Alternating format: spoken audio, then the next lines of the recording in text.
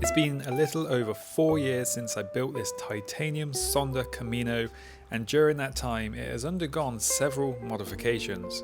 Most of these changes were necessary just to repair parts that I broke on the trails. In terms of spec, the bike has actually seen a bit of a downgrade. The force cranks broke at the pedal insert on 2 separate occasions, so I replaced the carbon force cranks with rival cranks. The force rear mech was destroyed on the GB divide, so that was also replaced with a rival rear mech. Apart from occasionally swapping out the rear wheel, the bike has remained largely the same until now. The first generation Sonder Camino has just undergone a significant transformation. I have never really been a fan of SRAM stuff, and when I built this up, it was really just what I could get my hands on. I'm happy to say though, I have jumped back over to Shimano and the bike is remaining 11 speed. The rear cassette has gone from a SRAM 1142 cassette to Shimano SLX 1146 cassette, giving me a slightly easier climbing gear for those steep old climbs I often find myself on.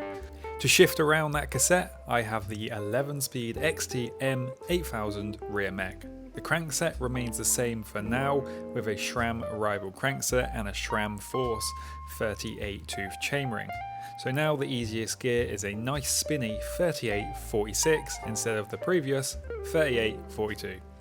This crankset will be changed at some point since this is a GXP BB crankset, and guess what? SRAM discontinued that, so it's getting increasingly harder to find. So in the near future, this will be replaced with probably a GRX or something Holotech.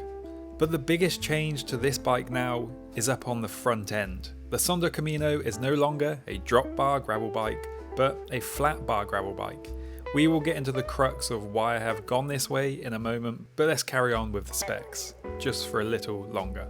The shifter is SLX, as are the brake levers and the rear brake caliper, which is post mount.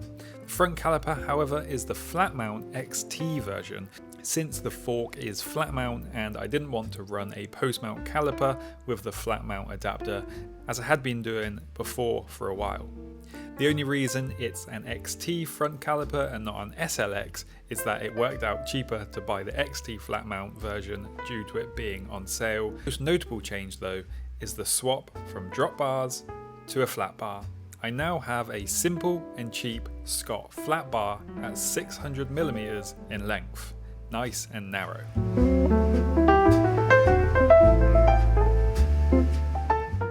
Let's get this out of the way first. I did not change to flat bars because I don't like drop bars, or I don't think they work off-road. For what I use this bike for, drop bars work just fine. However, switching to a flat bar means a more affordable and an easier setup to maintain. This is the most important thing for me. The less time I spend fixing issues with the bike, the more time I can be outside riding and filming. That is the primary reason I'm moving to flat bars. I need to be riding more and filming more, and spending less time maintaining the bike. The amount of times I have had issues with the drop bar levers, especially SRAM levers, has been the bane of my life over the last 4 years. I've had to take them apart, rebuild and service them multiple times, often dealing with issues while out on the trails, which, if you have been a viewer of this channel for a while, you will have experienced alongside me. It has been an ongoing, time-consuming battle just to keep them going, which has often meant not using the bike on trips that I would have otherwise opted for, and also delaying or just not going on certain trips because the bike was just not ready for it. You might say, just replace them, but that's the next issue. Drop bar hydraulic levers are just too expensive. Until they come down to around the same price as flat bar counterparts, they are overpriced in my eyes and just not as reliable. I could have gone with the mechanical cable disc brakes, sure, but I've used them in the past. While they are okay, riding them week in and week out on fully loaded bikes on the very steep terrain I find myself on around the UK, they just don't cut it. Going the flat bar route is not only going to be easier to keep the bike on the trails with less maintenance, or at least easier maintenance, it's also significantly cheaper. And just from initial impressions, since it's been a little while since using Shimano brakes, they were a doddle to set up and feel great. A lot nicer than the previous SRAM force brakes that were on this bike before.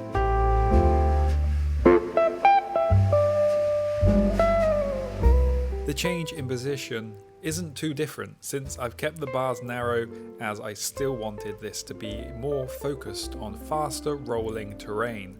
The length of these bars is about the same as me sitting on the drops of the previous drop bars, the Ritchie Venture Max flared bar. So of course it's a little wider than sitting on the hoods, but not by a great deal. I can't give you a full review of this bike in its current setup as I just haven't spent enough time with it like this, but I will return with my thoughts at a later date once I have taken it on some epic adventures. But some brief initial thoughts. It's like riding a bike as a kid again. Flat bars are what we all learn to ride a bike on. It definitely just has that fun factor. The gears are shifting perfectly and the brakes feel a lot better than the drop bar counterparts, even compared to my GRX 810 that are on my bomb track Audax, which is odd because the XT front caliper is exactly the same as the GRX 810 caliper. My theory is that the drop bar hydraulic brake levers shifters have been designed to try replicate rim brakes. They just don't feel quite as grabby. Probably the word I'd use is gradual. Maybe I just prefer the grabby feel of flat bar mountain bike brakes, so it just feels like a fun bike right now, and one I feel I will be able to use and trust to be more reliable.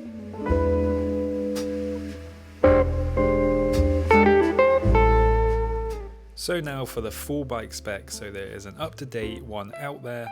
The frame is a Sonder Camino version 1 titanium in 60 centimeters.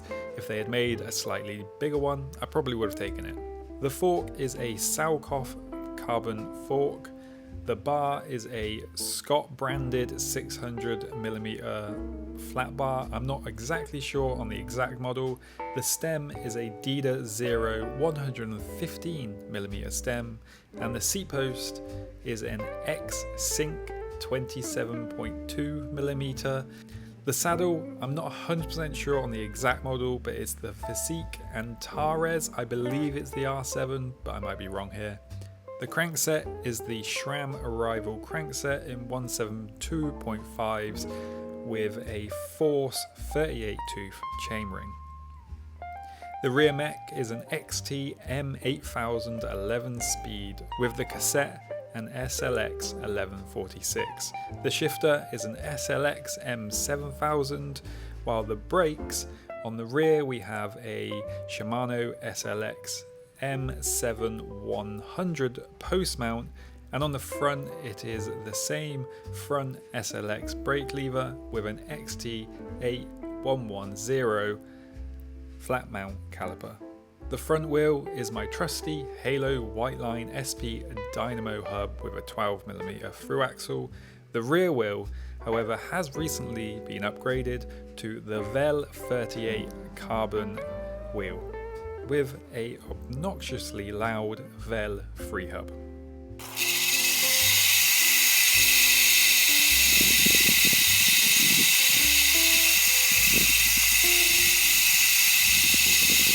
The tyres are 50mm Schwabe G1 Bites, and that is the full spec of the Sonder Camino Titanium version 1. No longer a drop bar gravel bike, but a flat bar gravel bike. So I will be back in the future to give a full review, full final thoughts on what this bike is like to ride as a flat bar gravel bike. Welcome back to the 90s.